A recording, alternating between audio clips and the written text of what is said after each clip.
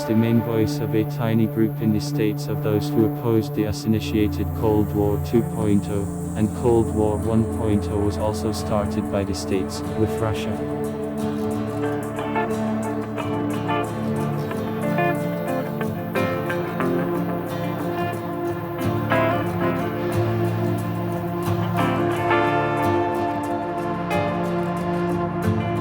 Especially after Trump's victory, Cohen was pelted with mud, agent of the Kremlin, and so on, and almost completely expelled from the media. He was simply hounded to death.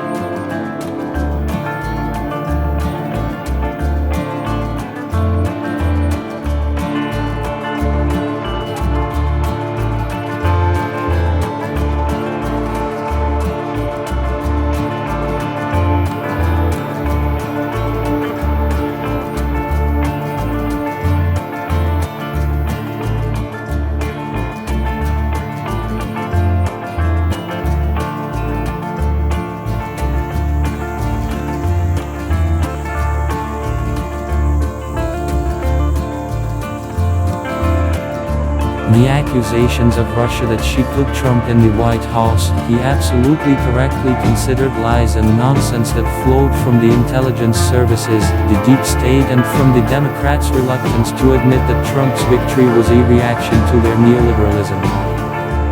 He also absolutely correctly believed that the danger of a nuclear war between the States and Russia in the post-Soviet era in general, and especially during Cold War 2.0, already openly launched by the CIA with a coup in Ukraine in 2014, is many times higher than during Cold War 1.0, during which he was one of the leading American experts in the study of the USSR.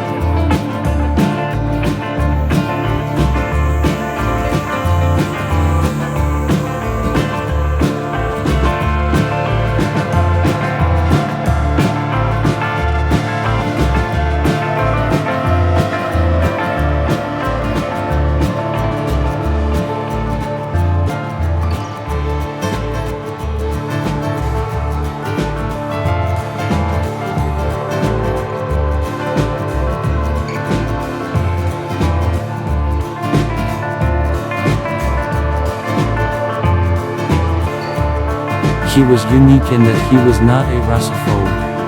Of course, while studying Russia, he was imbued with the theme of Stalinism. Many even smart people cannot live with the thought that there was simply no better alternative to Stalin, and they flee from this reality into a world of illusions.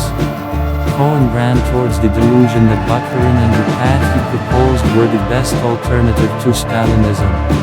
Of course, this path would lead to the fact that all the Russians would not exist now, since the much lower speed and essence of Bukharin's path of industrialization would lead to the fact that Russia would be destroyed by the attack of almost all of Europe on it in 1941.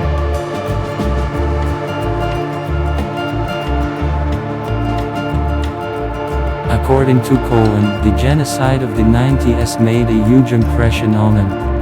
He did not give up his faith in Bukharin's path, but in response to the genocide of the 90s, he became more receptive to the arguments of the Stalinists. Speaking of the Cold War between the States and Russia, in fact, it has been going on without stopping from October 1917 to the present day, and is part of the 1,000-year and constant drive of the West towards the total destruction of Russia, that is, to what it did with Byzantium, of which Russia, which is also the heir to the Golden Horde.